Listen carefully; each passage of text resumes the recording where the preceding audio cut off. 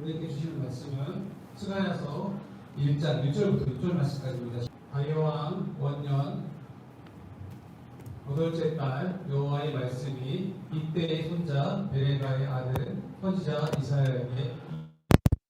이사야에게 임하니라. 이르시되 바사왕 고레스의 마음을 감동시키매 그가 온 나라에 공포하고 조서를 내려 이르되 여호와가 너희 조상들에게 심히 진노하였느니라.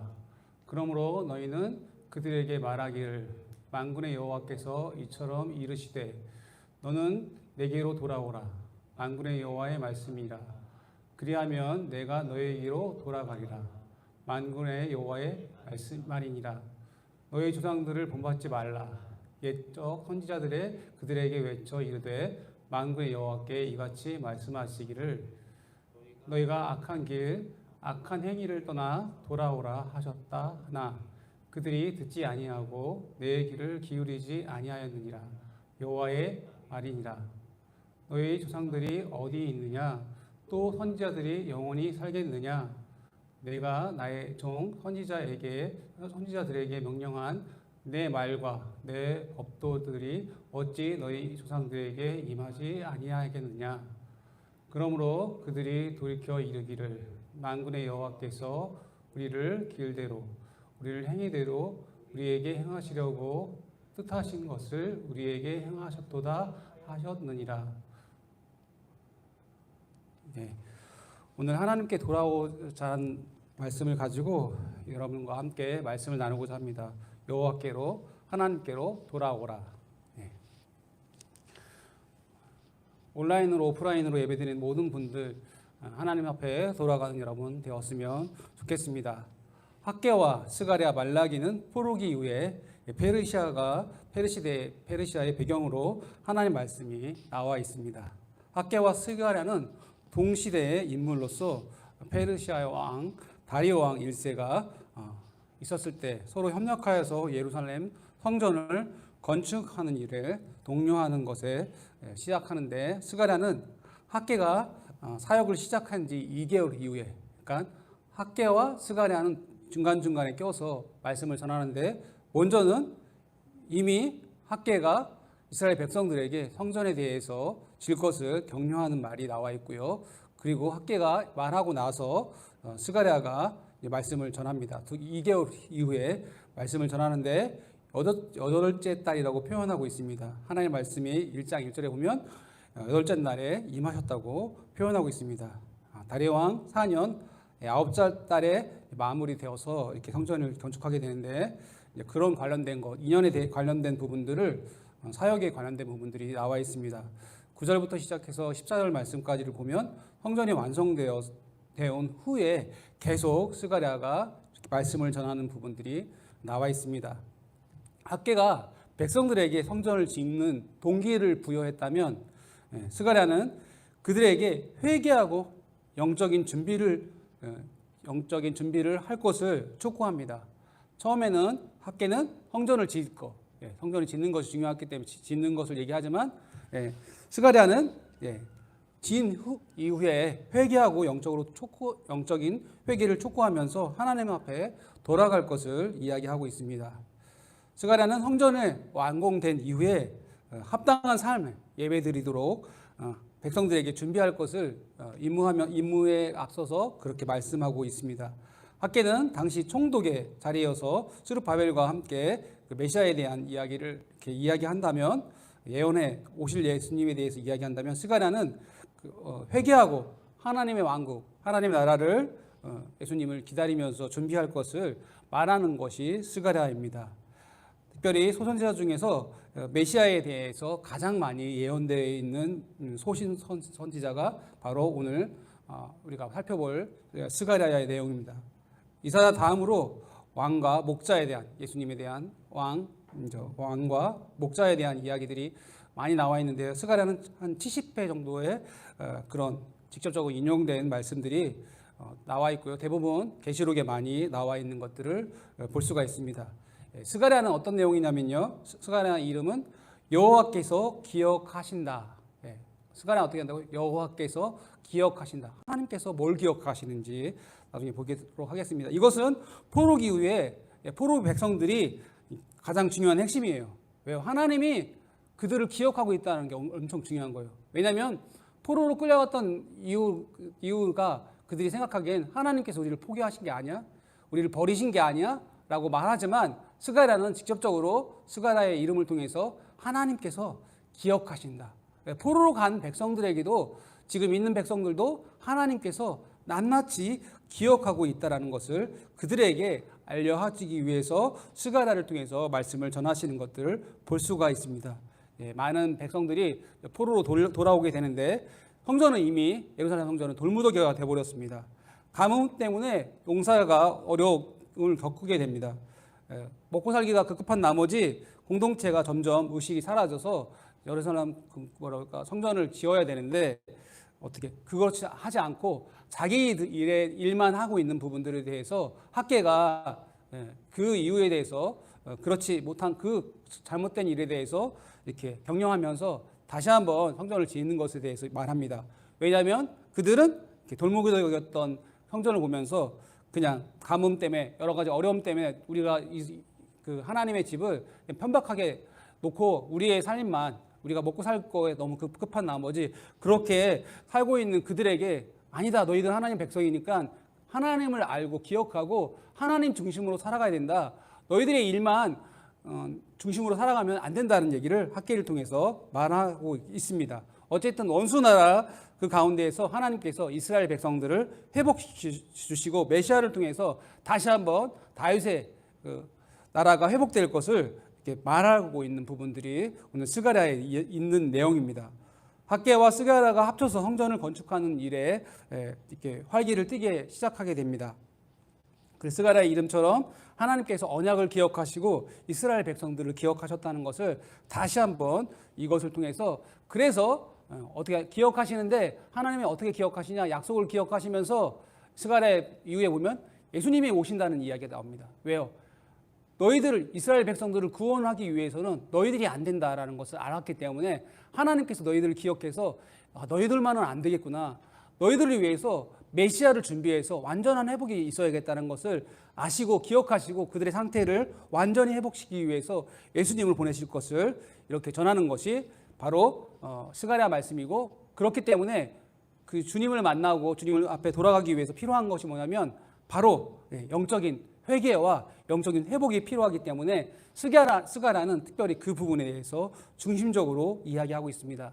여러 스가랴가 있지만 성경에 한 32명의 스가랴가 있는데 오늘 선지자인 동시에 레위인인 스가랴에 대해서 나와 있습니다. 5장 1절에 보면 또 6장 14절에 보면 여기 나와 있는데 어쨌든 포로 귀환자 중에서 한 명이 오늘 나와 있는 5만 명 중에 한 명이 오늘 스가랴입니다.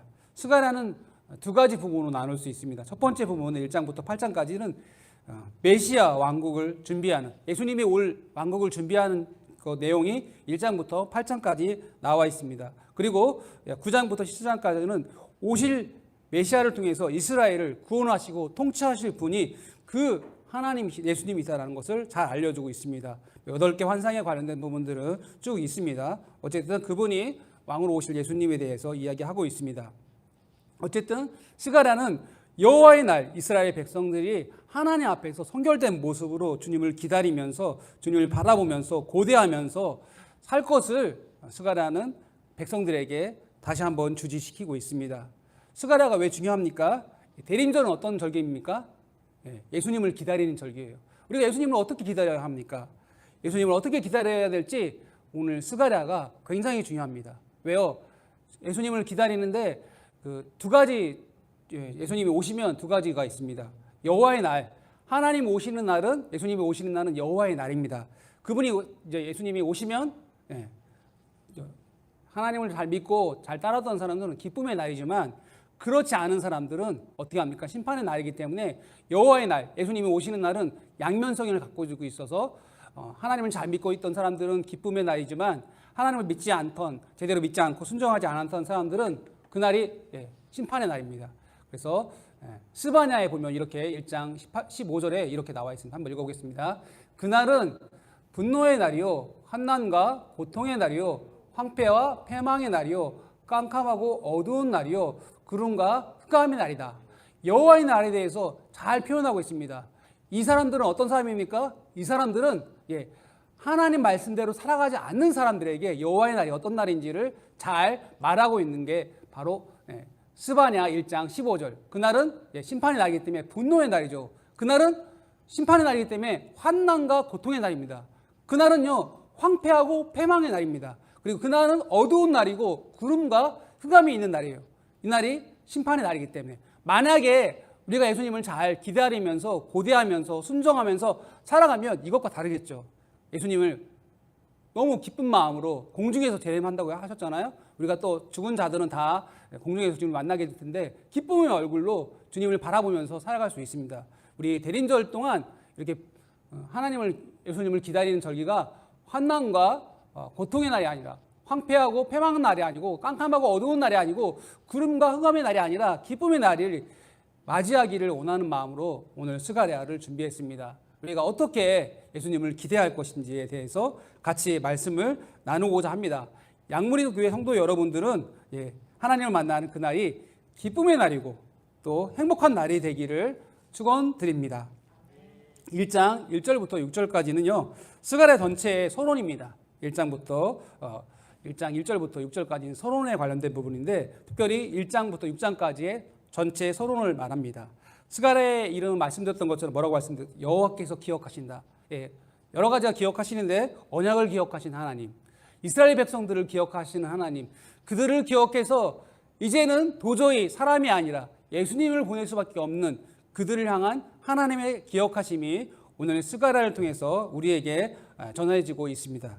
6절부터 시작해서 2절부터 시작해 6절까지는 제2성전에 대한 포로 귀환에 들어왔던 이스라엘을 향해서 회개와 권면에 대해서 이야기하면서 과거에 여호와께서 권면했던 것을 저버리고 징계를 받은 조상들에 대해서 비교하면서 회개하고 여호와께로 돌아올 것을 말하고 있습니다. 여기서는 제2성전에 임하셨던 이스라엘 백성들에게 임하셨던 하나님, 그들에게 격려하시는 하나님에 대해서 잘 말씀하고 있습니다. 그러면서 권면으로 회개의 권면을 통해서 성전의 일도 중요하지만 더 중요한 것은 하나님 앞에 바른 관계가 중요하다는 것을 선행되어야 된다는 것을 말하고 있습니다. 우리도 조금 있으면 성전을 이제 건축하게 됩니다. 그죠? 건축하게 되는데 제일 중요한 건 어떤 거냐면 성전을 건축하기에 앞서서 뭐가 중요하다고요? 하나님과의 바른 관계가, 영적인 관계가 중요합니다. 많은 교회들이 영적인 준비가 안 되어 있다 보니까 성전을 건축할 때 많은 사람들이 실족하고 넘어지고 그리고 떠나가는 경우를 보게 됩니다.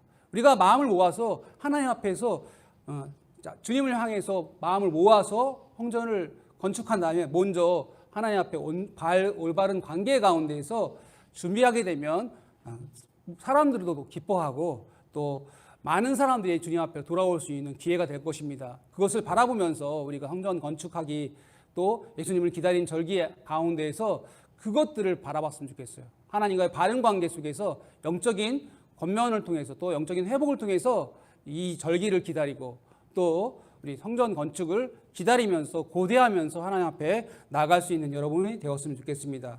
그래서 과거의 이스라엘 백성들에 대해서 말하면서 그들의 관계가 깨어졌기 때문에 어떻게 됩니까?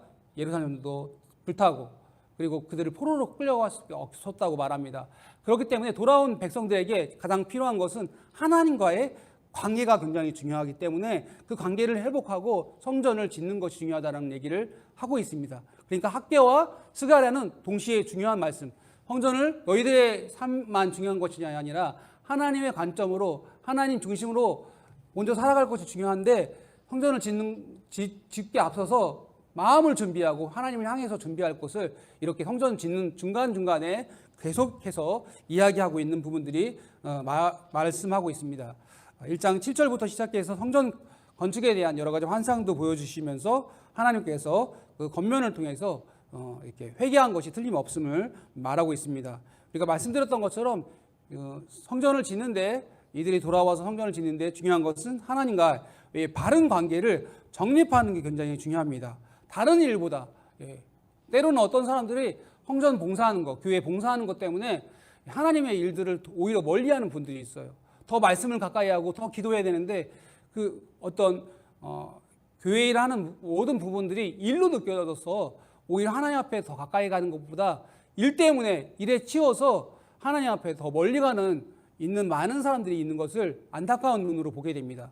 교회에서 봉사하는 것도 중요하지만 더 중요한 것은 하나님과 올바른 관계를 맺고 그리고 하나님 앞에서 봉사하는 게 중요하지, 이게 우선순위가 바뀌게 될 때 우리는 어떻게 합니까? 넘어질 수밖에 없고 시험에 들 수밖에 없어요. 여러 가지 어려움들 있을 수밖에 없죠. 왜냐하면 소수의 사람들이 교회 일들을 하거든요. 100%의 교회에 있는 많은 사람들이 하는 것이 아니라 이렇게 몇몇 사람들이 교회 일들을 많이 도맡아서 하는 경우가 종종 보게 됩니다. 사회학 경영학적으로 보면 8대2의 법칙이 있는데 한 이 정도가 움직이고 8은 따라오는 그런 것처럼 교회 또한 거의 20% 정도가 한 80% 정도 사람들을 이끌어가는 것들을 보게 되는데, 올바른 관계가 정립되어 있지 않으면 20% 사람들이 어떻게 할까요?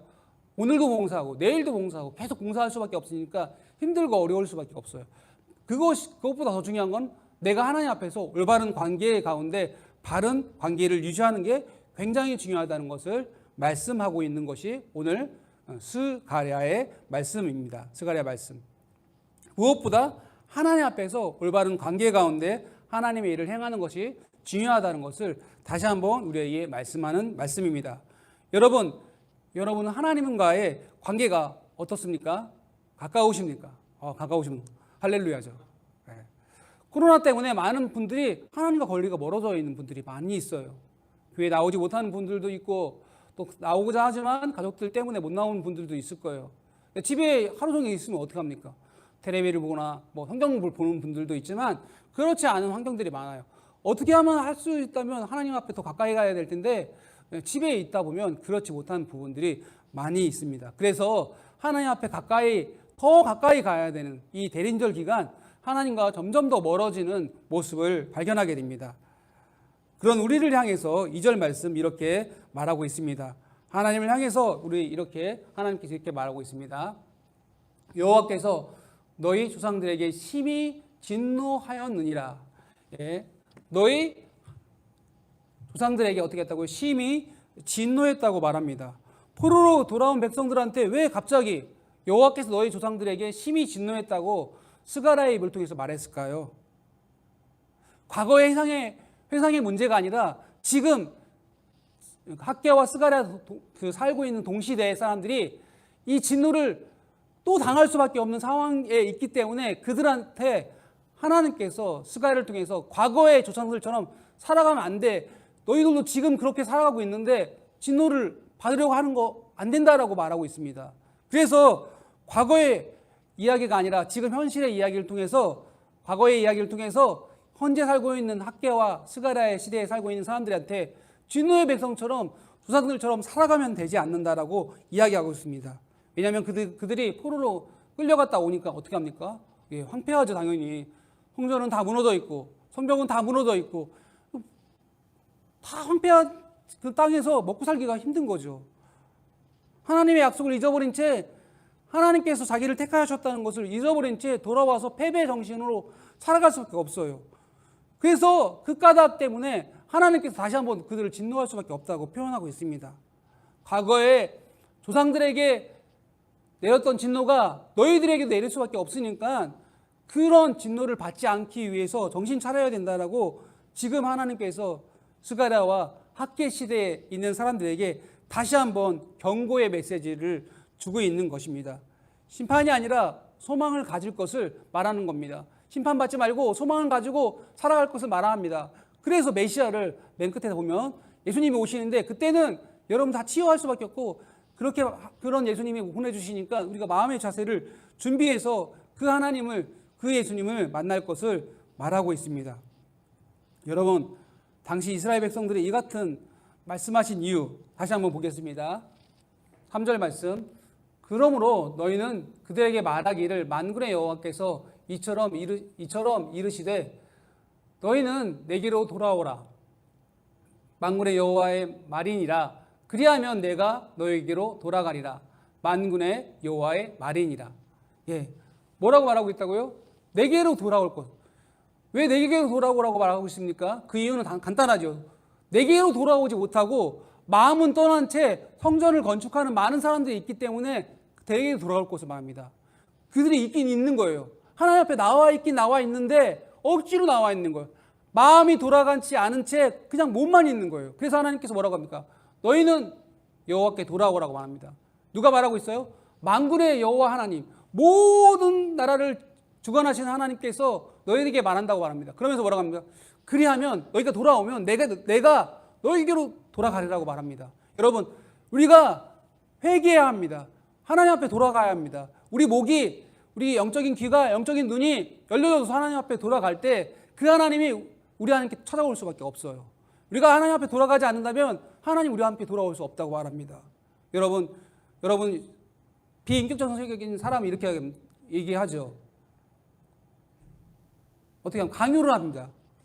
그러면서 막 강요를 하면서 말하지만 하나님 어떤 분이 인격적인 하나님이니까 네 마음문을 열어야지, 네가 나한테 돌아와야지만 내가 너한테 돌아갈 수 있어, 이렇게 표현하고 있는 거예요.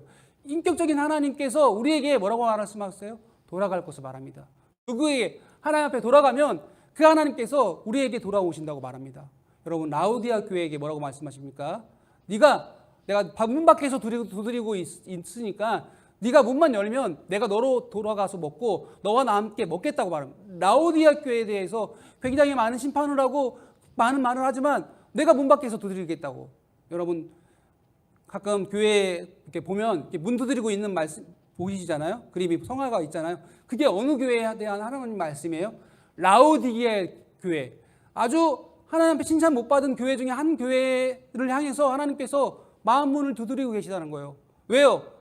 네가 마음문을 열어야지만 회복할 수 있기 때문에, 돌이켜야지만 회복할 수 있기 때문에, 그분은 인격적인 분이기 때문에 네가 마음문을 열어라. 그럼 내가 너로 먹고 마시고 너와 함께 회복시켜 줄 거라고 말하는 것처럼 똑같이 이스라엘을 향해서 하나님께서 지금 말하고 있습니다. 돌아가라. 내게로 돌아와라. 그럼 내가 너와 함께 하겠다라고 말씀하고 있습니다. 이게 스가랴의 핵심적인 말씀이에요. 너희가 내게로 돌아와라. 엄청 중요한 말씀이에요. 여러분 하나님 앞에 돌아가야 합니다. 바벨론 땅에서 이들이 이스라엘 땅으로 돌아왔지만 마음만이 돌아온 게 아니었어요. 마음이 돌아온 게 아니었어요. 이들이 그 포로 시기 가운데 그들이 잘못한 일들 때문에 하나님 앞에 포로로 끌려가서, 바벨론 포로로 끌려가서 살아왔다는 것을 알지 못한 채 그냥 돌아와서 하나님 우리를 버리신 거 아니야? 하나님 이렇게 우리를 힘들게 했던 거 아니야? 잘못된 생각 때문에 그들은 패배 가운데서 하나님을 겪고 돌아보지 않으셨습니다. 그래서 그들을 향해서 아니다, 나는 너희를 기억했다. 스가랴 말씀처럼 나는 너희를 기억했고 약속을 기억했다라고 말씀하시면서 다시 한번 너희의 선민의 의식을 회복해서 하나님 중심으로, 성전 중심으로 살아갈 것을 이스라엘 사람들에게 다시 한번 주지시키고 있습니다. 그들은 돌아와서 어떻게 했습니까? 학계 말씀해 보면요, 어떻게 합니까? 자신의 집을 막 건축하고 여러 가지 일들을 합니다. 하나님의 성전을 내버려 둔 채, 그러니까 뭐라고 합니까? 하나님께서 너희 집은 화려하게 만들면서 왜 성전은 편박한 집으로 만들고 있냐라고 말합니다. 그러면서 가뭄과 어려움이 있는데 그 이유는 뭐냐면 너희들은 풍요 가운데 잘 사려고 노력하고 있지만 하나님께서 여러 가지 저주를 통해서 너희들이 지금 학계 시대 가운데 이렇게 어려운 상황이 오는 것은 너희들의 일만 중심으로 살아가기 때문에 그렇다라고 말하고 있습니다. 그래서 그것은 다시 한번 그들은 삶의 안락과 풍요 가운데 마음을 두고 있었기 때문에 그들을 향해서 학계 1장 4절과 9절에 보면 이렇게 나와 있습니다. 어쨌든 하나님을 사모하는 마음으로 하나님께 돌아가야 되는데 그렇지 못한 많은 사람들이 있어서 다시 한번 바른 계도를 가지고 주님 앞에 돌아갈 것을 말하면서 성전 재건 가운데에서 그 공동체가 다시 한번 예배를 통해서 회복할 것을 말씀하고 있습니다. 예배가 회복되지 않고 그들이 회복되지 않으면요, 성전을 지어도 소용이 없는 거예요. 성전은 있는데 하나님이 안 계시는 거죠. 얼마나 진짜 힘든 거 합니까? 너무나 어려운 일들이에요. 이방인들처럼 똑같이 먹고 살기 급급해서 살아가고 있는 모습들이 보입니다. 코로나 시대 가운데 많은 사람들이 또 그런 것 같아요. 많은 기독교인들이, 많은 사람들이 하나님 앞에 멀리 서서 코로나로 인해서 7,000명, 8,000명 여러 명 많이 나오니까 교회에 나오는 것도 두려워해서 세상 사람들처럼 똑같이 안락하고 번영되고 먹고 마시고 그런 삶에 이렇게 마음이 뺏겨서 거기에만 이렇게 골몰이하는 부분들이 있습니다. 이거는요, 하나님께서 하나님의 백성들에게 바라는 것이 아닙니다. 우리의 정체성은 뭡니까? 하나님의 백성이라는 게 정체성입니다. 하나님을 위해 살아가야 하는 게 정체성인데 나를 위해 살아가면 문제가 생기게 되어 있습니다. 풍요는 무조건 좋은 것이 아닙니다. 풍요는 하나님 안에 있을 때 그거 참된 복이지만 하나님을 떠나서 풍요는 오히려 하나님 앞에 오는 걸림돌이 될 수 있다는 것을 아시고 오늘 말씀을 통해서 다시 한번 하나님 앞에 돌아가는 여러분 되었으면 좋겠습니다. 5절에 보면 이렇게 나옵니다. 너희 조상들은 어디에 있냐? 너희 선지자들은 영원히 살겠느냐? 예, 하나님께서 말하고 있습니다. 왜 조상들은 어디에 있느냐? 다 죽었죠. 선지자들이 영원히 있겠느냐? 예, 선지자들로 말씀을 전하지만 영원히 있을 수가 없어요. 누가 영원히 있을 수 있어요? 하나님만 영원히 있습니다. 조상들은 다 죽어버렸어요. 하나님의 말씀을 제대로 믿지 않고 선지자들의 말을 영원히 믿지 않아가지고 어떻게 했습니까? 다 포로로 끌려가서 죽게 되고 많은 사람들이 죽었어요. 그런데 영원하신 분이 한 분이 계시죠. 하나님입니다. 그 하나님 앞에 나갈 것을 예배를 통해서 봉사를 통해서 그 무엇보다 더 하나님 앞에 나갈 것을 우리에게 다시 한번 스가랴 시대에 살아가는 사람들에게만 말하는 것이 아니라 지금 코로나 시대 가운데에서 하나님 앞에 돌아가지 못하고 온라인, 오프라인으로 예배드리지 못하는 많은 사람들, 어떨 줄 몰라 하는 많은 사람들을 향해서 다시 한번 말씀하십니다. 많은 사람이 지금 엄청난 사람들이 죽어갔습니다. 예, 그들 하나님 모른 채 죽어갔습니다. 하나님 알지만 죽어간 사람들이 있지만 그들은 영원하지 않습니다. 우리는 하나님 앞에 돌아가야 합니다. 선지자들도 영원하지 않고 조상들도 영원하지 않지만 영원하신 하나님 앞에 돌아갈 것을 말합니다. 겉으로는 번지르르게 교회를 예배를 드리고 있는 것처럼 보이지만 지금 이들 또한 성전을 짓고 있었어요. 그런데 마음이 아니기 때문에 다시 한번 그들을 향해서 진정한 마음을 가지고 성전을 지을 것을 말하고 있습니다. 오늘날 이 시대에도 마찬가지예요. 대림절 이 기간 주님을 사모하는 마음을 가지고 예배에 나와야 되고 주님을 기대하는 마음을 가지고 예배에 나와야 되는데 그렇지 못한 많은 사람들이 있습니다. 그래서 하나님께서 그들을 향해서 말씀을 가지고 하나님과 가까이 하면서 하나님과 더불어 하나님 말씀 가운데 그 약속이 영원한 약속이 성취될 것이니까 그 하나님과 돌아가면서 바라보면서 살아갈 것을 말합니다. 그래서 하나님께서 뭐라고 말씀하고 있습니까? 이렇게 말합니까?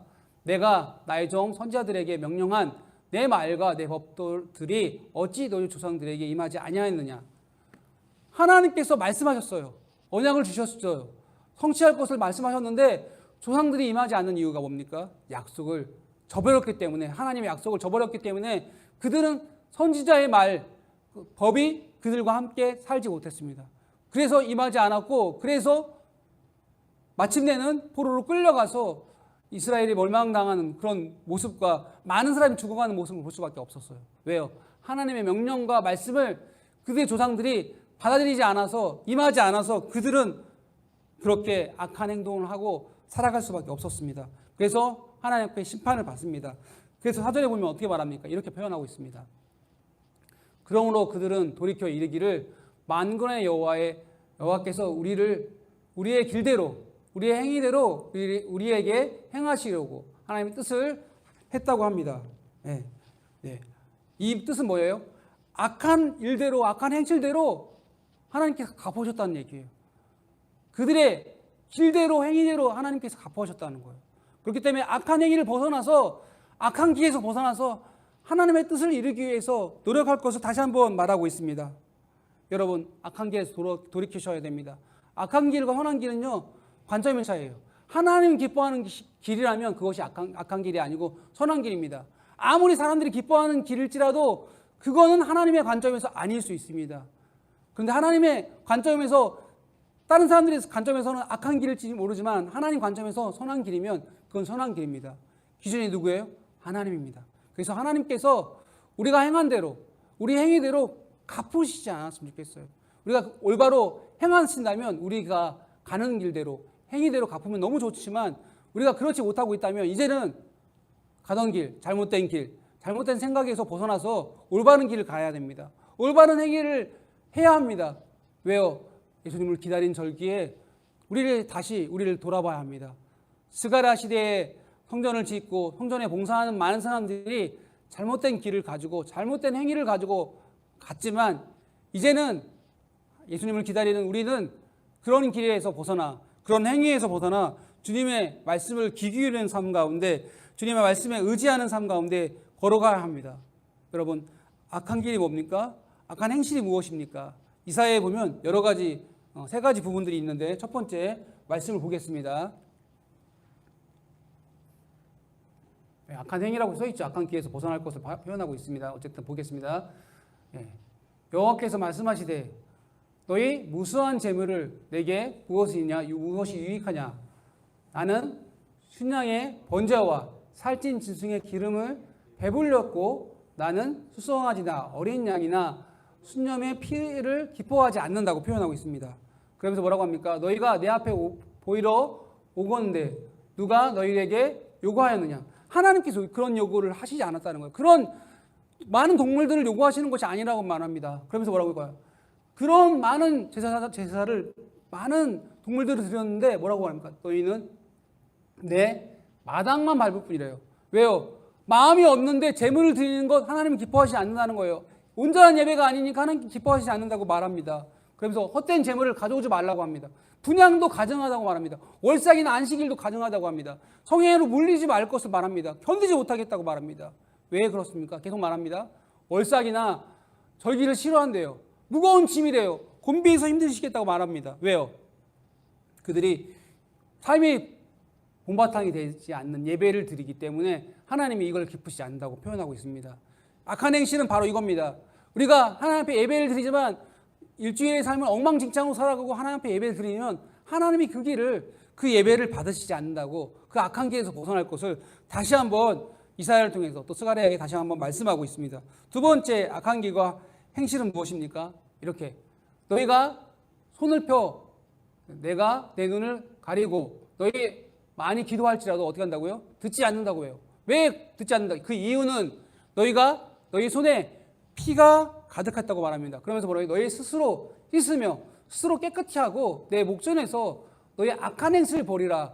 악한 것을 그치라고 말합니다. 그러면서 선을 배우고 정의를 구하고 학대받는 자를 도우며 고아를 위하고 신원하여 과부를 위하여 변호할 것을 말합니다. 다시 말하면 예배, 첫 번째 예배에 대한 관련된 얘기했죠. 두 번째는 어떤 거예요? 공의와 정의의 삶을 하나님께서 기뻐하는데 그런 악한 행실 가운데 살아가기 때문에 하나님께서 다시 한번 요구하고 계십니다. 공의와 정의를 실천하는 삶을 살아갈 것을 말합니다. 악한 행실 가운데 우리가 예수님을 기다리는 절기 가운데 있는데요. 예배 가운데에서 온전한 마음으로 하나님 앞에 예배 드려야 되고 두 번째로는 온전한 삶을 하나님 앞에 기쁘시게 할 수 있도록 그렇지 않게 한다면 악한 행실에서 벗어날 수 없습니다. 그 하나님께서 그것을 갚으실 것입니다. 마지막으로 악한 일과 악한 행실은 무엇입니까? 이렇게 표현하고 있습니다. 그러나 패역한 자와 죄인은 함께 패망하고 여호와를 버린 자도 멸망받는다고 표현합니다. 여호와를 버린 자, 우리 악한 행실 첫 번째 예배에 관련된 거 배웠죠. 두 번째 공의와 정의, 마지막으로 우상 숭배에 관련된 겁니다. 여호와를 버렸는데 어떻게 버렸습니까? 너희가 기뻐하던 상수리 나무를 말미암아 너희가 부끄러움을 당할 것이다. 상수리 나무의 앞에서 우상 숭배하는 그 모습입니다. 그래서 하나님께서 부끄러움을 당할 거라고 말하면서 너희가 택한 동산에서 말미암아 수치를 왜요? 그 동산은 우상 숭배하는 동산입니다. 그래서 뭐라고 표현하고 있습니까? 너희는 잎사귀가 마른 상수리 나무 같이 될 것이고 물된 동산 같이 될 것이라고 말합니다. 우상을 숭배하는 것을 버리고 하나님 앞에 나갈 때 물된 동산, 물된 동산처럼 회복하시겠다고 말하고 있습니다. 이 악한 세 길에서 벗어나야 합니다. 첫 번째 뭐라고 했어요? 위선적인 예배, 삶이 본바탕 되는 예배, 우리가 하나님 앞에 마음을 드리는 예배, 심령을 상한 마음을 하나님 기뻐하신다고 표현하고 있는데 우리가 그런 하나님 앞에 나가야 합니다. 공의와 정의 가운데 그리고 하나님을 사모하는 마음을 가지고 뿐만 아니라 우상 숭배가 아니라 하나님을 향한 마음을 가지고 나갈 때 그런 삶을 살 때 하나님 기뻐하신다고 표현하고 있습니다. 그래서 1장부터 쭉 나와 있습니다. 1장에 보면 뭐가 있습니까? 성령나무 가운데 그때 말탄자가 나와 있잖아요. 이 사람들은 어떻게 하냐면 감찰자들입니다. 여러분 아시겠지만 페르시아 시대에도요 많은 사람들이 일을 잘하고 있나 못하고 있나 감시를 했어요. 근데 하나님께서 말타 한 자를 보여주시면서 야, 페르시아가 감시하는 건 감시가 아니라 내가 말탄 내 번거를 보여주면서 이 모든 나라를 감찰하시는 분이 하나님이다. 그 하나님께서 이 모든 나라를 통치하시니까 너희들은 내가 똑똑히 너희를 보고 있으니까 하나님 앞에 온전히 돌아갈 것을 말합니다. 희망의 메시지를 보내고 있습니다. 14절에 보면 나와 있습니다. 여러 가지 환상을 통해서 대장장의 말씀을 통해서 이스라엘을 회복시켜 주실, 이스라엘을 완전히 회복시켜 주실 하나님에 대해서 표현하고 있습니다. 모든 나라를 다 제거하고 하나님의 나라를 회복시켜 줄 것을 말하면서 이 심판의 도구로 사용하는 모든 이야기를 합니다. 다시 말하면 1장부터 6장까지 그리고 그 이후의 말씀은 뭐예요? 하나님께서 페르시아만 감시하는 것이 아니라 모든 나라를 여호와 하나님께서 감시하고 통치하고 계시고 그 모든 나라를 다 멸망시킬 뿐만 아니라 다시 한번 회복시켜 주실 여호와 하나님이 오신다라는 얘기를 하면서 그 하나님과 동행하며 살아갈 것을 말하고 있습니다. 하나님은 우리를요 질투하신 하나님입니다. 우상숭배를 바라보는 그것을 용납하지 못하신 하나님, 공의와 정의 가운데 살아가지 못하는 백성들을 그냥 내버려 두지 않는 하나님, 예배를 드리지만 하나님을 사모하지 못하고 예배를 드리는 것을 하나님 절대 참으시지 못하는 하나님이십니다. 이 세 가지를 통해서 다시 한번 영적인 회복이 필요합니다. 예배가 예배다워지기 위해서 우리의 마음과 우리 온 정성을 드려야 합니다. 많은 헌금을 드리는 것도 중요하지만 우리의 마음을 향해서 주님을 향해서 가야 합니다. 두 번째로 정의와 공의 가운데 우리의 삶 가운데 하나님 앞에 나간다면 하나님 기뻐하실 것입니다. 우상 숭배가 아니라 하나님을 기뻐하면서 하나님 앞에 아뢰면서 살아갈 때 하나님은 기뻐하십니다. 그 하나님 앞에 하나님께서 우리에게로 돌아오실 것입니다. 그 하나님을 기대하면서 이 대린절 기간 그 하나님을 바라보며 살아갈 수 있는 여러분 됐으면 좋겠습니다. 기도하겠습니다.